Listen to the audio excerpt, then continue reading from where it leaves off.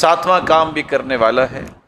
رسول اکرم صلی اللہ علیہ وآلہ وسلم نے ویسے تو یہ فرما دیا ہے کہ دعا مومن کے لیے ہتھیار ہے، یہ بھی فرما دیا ہے کہ اللہ کے ہاں سب سے عزت والی چیز جو ہے وہ دعا ہے۔ اور سچی بات یہ ہے کہ دنیا سے اگر مانگے تو وہ ناراض ہوتی ہے، اللہ سے نہ مانگے تو وہ ناراض ہوتی ہے۔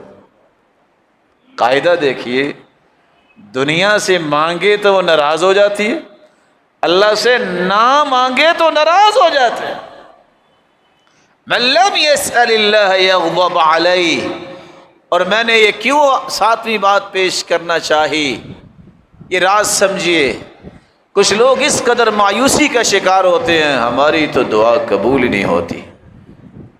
میں ان کی خدمت میں گزارش کروں گا، یہ غلط کہہ رہے ہیں،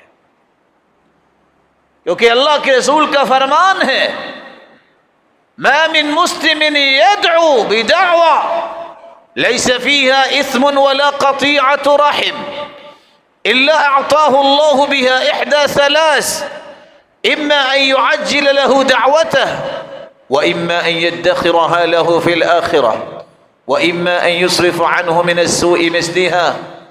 ہو مسلمان، ہو حلال کھانے والا، جب بھی زبان سے کلمات نکالتا ہے تین چیزوں سے ایک چیز اسے فوراً مل جاتی ہے، یا تو فوراً قبول ہو جاتی ہے، یا اس پہ آنے والی مصیبتیں اور بلائیں ٹال دیتے اللہ، یا اس کے لیے جنت کا ایک ذخیرہ جو ہے پہاڑ بنا کے اللہ اس دعا کو نیکیوں میں شامل کر دیتے۔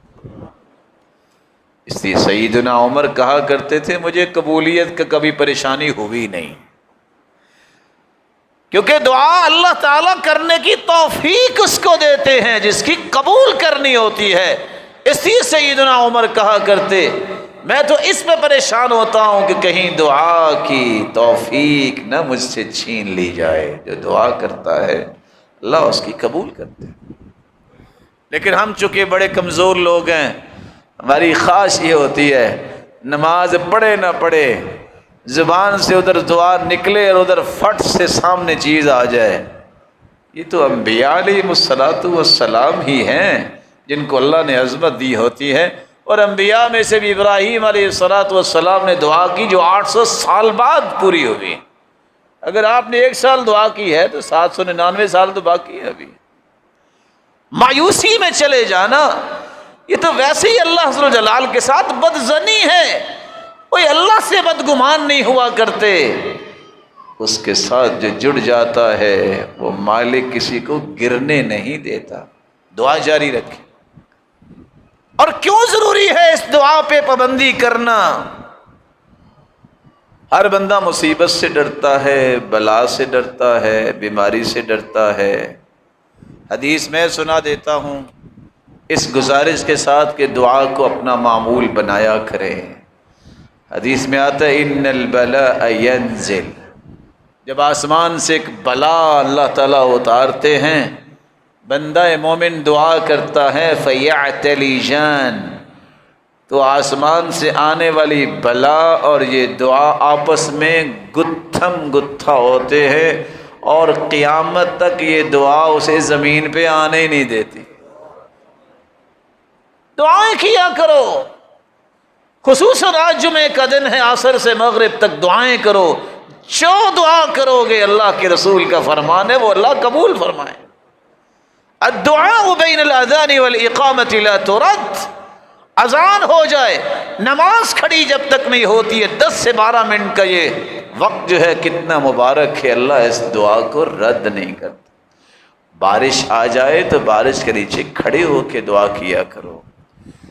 اللہ کے رسول صلی اللہ علیہ وسلم نے فرمایا ہے کہ جب رات کو آنکھ کھل جائے تو یہ کہہ دو سبحان اللہ والحمد للہ ولا الہ الا اللہ واللہ اکبر ولا حول ولا قوة الا باللہ۔